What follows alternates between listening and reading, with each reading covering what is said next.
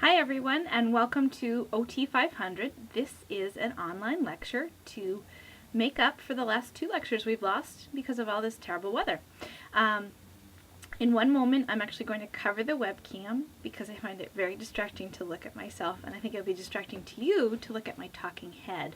So what I'd like you to do is, hopefully your computer can do this, pull up the slides which are posted on Blackboard for Chapter 6 lecture. That's the Infancy Socio-Emotional Development, and I will guide you through the lecture slides, and you can hear my voice talking, but you really don't need to listen or look at my face talking. Maybe I'll reappear in a bit, but I'm going to actually cover up the webcam now. So if you could open up your slides there, and we're going to get started on where we left off on Wednesday, almost a week ago. So I am moving to the slide that says, what are the nutritional needs of children? I believe it is the 8th slide in the Chapter 6 lecture. And here we go. Are you ready, folks?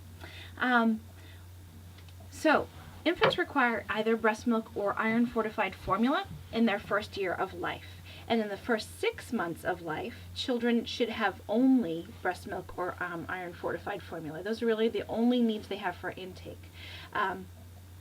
And the choice to breastfeed versus using formula is a complicated choice, and we'll talk about that in a minute. Solid foods might be introduced to an infant as early as 4 months to 6 months. Most pediatricians are now saying that it's best maybe to introduce some solids to infants, particularly breastfed infants, as early as 4 months, because a breastfed infant, all infants are born with stores of iron that they need for the first 6 months of life. But by 6 months of age, those stores in their liver have been depleted. And after 6 months, a child needs to get their iron from food sources. Breast milk, one of the drawbacks to it is that it isn't a very iron-rich food. So a breastfed baby is at risk for being anemic, meaning having low iron, if they don't have a new source of iron after 6 months. Iron is fortified, a formula is fortified with iron, so a formula-fed baby is less at risk for being anemic because they're getting the iron through the formula. So by 4 to 6 months, either a breastfed or formula-fed baby can be given iron-enriched cereals, strained fruits, vegetables, and eventually meats. However, they really are getting the bulk of their nutrition. Most of their nutritional needs are coming still from formula or breast milk in that first year. So even if you're introducing foods, they still rely upon those breast milk and formula. Cow's milk, we don't, in the United States, we don't introduce cow's milk as a drink, as a main part of the diet until 9 to 12 months of age. Reasons being, babies' bellies, their stomachs actually are very sensitive and haven't developed the ability to break down the proteins in cow milk. Cow milk proteins are much larger than the proteins found in formula or human breast milk. And so it takes a good year before the child's able to actually process that food. Teething biscuits could be introduced in the later part of the year. And when you introduce foods to a baby, so again, that 4 to 6 month window, you encourage a baby to actually eat one food at a time, and you wait 3 days just to see if the child might be sensitive to it. The idea being, say you introduced green beans and the child were sensitive to green beans, you would understand that it was the green beans that was causing that sensitivity. If you introduce too many vegetables or too many fruits all at once, you might not be able to discern which food actually caused the sensitivity in the child. So that's a way in which you introduce foods, one new food every 3 days. Eventually, by the time the child's 7 or 8 months, they have a good repertoire of fruits and vegetables in their diet.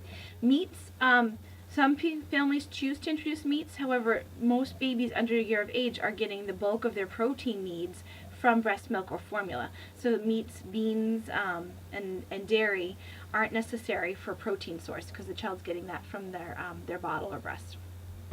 I'm switching the slide now for you. So we're now going to the second slide. There we go. This says guidelines for infant nutrition. So for a baby, build up a variety of foods, and it's really good to introduce a variety of foods in infancy. The more variety of foods that you give a child, the more likely they're going to eat a variety of foods later in life. Avoid overfeeding or underfeeding. I think I mentioned this on Wednesday, but it's babies who are breastfed are much more likely to have self-regulating. They're much more likely to eat until they're full and then stop eating. That's not to say that a formula-fed baby overeats or undereats, but they don't develop that same level of self-regulation.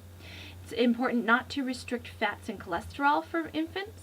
They do need good fats in their diet to develop in a variety of ways. One of the reasons is that fats are needed to develop that myelin, the fatty sheath covering the neurons in their brain, and we know that there's a lot of rapid myelinization occurring in the brain in the first 2 years of life. So good fats come from fish, they come from avocados, they can come from flax seeds, they can come from vegetables. All of those are good fats. Don't overdo high fiber foods. Babies generally don't need to have a high fiber food. If you give them a variety of vegetables, they're probably getting the fiber they need from those vegetables. And avoid adding salt and sugar. We know from a lot of research that the taste for salt and sugar is developed over time. We don't need those in our diet, so the longer you delay introducing added sugar and salt, the less likely a child's going to be craving those additives to their food later on. And we know iron-rich foods are important. So iron-rich foods include leafy green vegetables. Prunes actually have some iron in them. And then also you can cook foods in a cast iron skillet, and that actually, the iron from the skillet can go into the food. That's good for babies. And then if you give a child iron-rich foods coupled with citrus, like orange juice, it actually helps with the absorption of iron.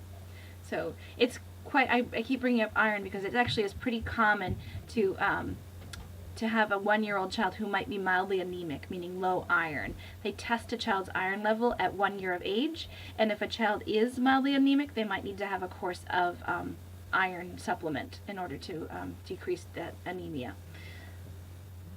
Alright, I'm switching slides, folks. I'm now looking at why do women bottle feed or breastfeed their children. So the choice to breastfeed is influenced by a number of things. And the reason this is important, why are we talking about breastfeeding versus bottle feeding? Bottle feeding meaning formula. The American Association of Pediatrics actually recommends breastfeeding. They recommend that as the best practice. However, not every woman in the United States breastfeeds, and there are a variety of reasons why a woman may or may not breastfeed. One reason are domestic and occupational arrangements, and this is basically occupation in this term is also not in the OT sense, but occupation as far as work choice. The support from a family can either help a woman choose to breastfeed or not breastfeed. So if the woman's partner is supportive of breastfeeding, that woman is more likely to breastfeed her child and breastfeed for more than 6 months. If parents-in-law and grandparents are encouraging of breastfeeding, that would influence it as well. So that's what they mean by domestic arrangements. And then occupational arrangements. If a woman needs to return to work shortly after having a child, in the United States we typically get 6 weeks of leave. Sometimes we get up to 3 months. But if you have to return after 3 months of being home with a child and you have to go back to work, breastfeeding is a supply and demand system. So if a woman goes to work and she isn't breastfeeding throughout the day, the demand for the breast milk decreases, and then she might return home at the end of the day, but her milk supply might actually reduce because she hasn't been outputting, she hasn't been meeting that demand, and then it can cause problems with the supply demand. Women usually combat that by using a pump. So they might bring a breast pump to work. The reason being they're keeping the demand for breast milk up so that the woman continues to produce breast milk. So occupational arrangements translates into, can they maintain that supply and demand cycle in order to continue to breastfeed their child? It sounds easy to pump, but also a woman's occupation or where she works can either support or not support breastfeeding.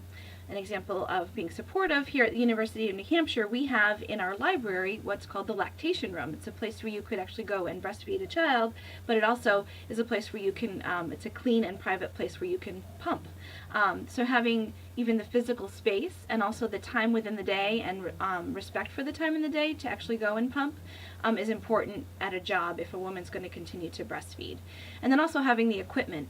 Your typical breast pump can range from $125 to $400 or $500. It's expensive equipment, and then also you need to have all the parts that go with it, and then the time to disinfect the parts and use them every day. It's not a simple arrangement. So having the tools, equipment, the time, and the space can all support a woman in continuing to breastfeed or kind of discourage a woman from breastfeeding. If a woman works in a place where she has, let's say, shift work and the workplace is not accommodating to her taking additional breaks to pump, then she might not be able to breastfeed or continue to breastfeed once she returns to work. Attitudes regarding benefits for bonding and infant health. So the more a woman and her family understand the benefits of breastfeeding, not just for the child's nutrition and growth, but also the benefits of breastfeeding for creating a really good attachment between caregiver and baby and for infant mental health. If they understand that breastfeeding promotes all those things, then the woman is more likely to stick to breastfeeding and continue with breastfeeding. Education is huge in supporting breastfeeding. So fear of pain in breastfeeding often leads a woman to not breastfeed or discontinue breastfeeding, or discomfort with breastfeeding and public breastfeeding can also lead a woman to not try breastfeeding or discontinue breastfeeding. And just to make a note, bottle feeding is not straightforward. Not every baby comes into this world with the ability to latch onto a bottle and eat well, and the same goes for breastfeeding too. It's not a simple process. Some babies latch right on and they learn how to eat instantly, and some babies need some coaching, and some mothers need some education on how to teach an infant to breastfeed and not just latch on and eat, but also how much food to take in, how fast to take it in, how to manage and regulate supply and demand of breast milk. So one thing that really we found helps a woman to breastfeed and continue to breastfeed is the support of what's called a lactation specialist, and that is usually a nurse who has specialization in breastfeeding, basically. And there's all sorts of complications and all sorts of questions that a woman might encounter when she's breastfeeding, and having access to a lactation specialist, not just in the first weeks of a child's life, but all throughout the first year, if a woman chooses to breastfeed through a year, is really important to maintain and encourage breastfeeding. As I mentioned, community and familial support. So if you're in a community, let's say that the woman is friends with other women who have babies who are breastfeeding, that woman's more likely to breastfeed. And also a family that's supportive and understanding of the benefits of breastfeeding helps to support breastfeeding. We've also found that level of education usually is a factor that contributes to whether or not a woman will breastfeed. Women who have higher levels of education, so college-educated women, are more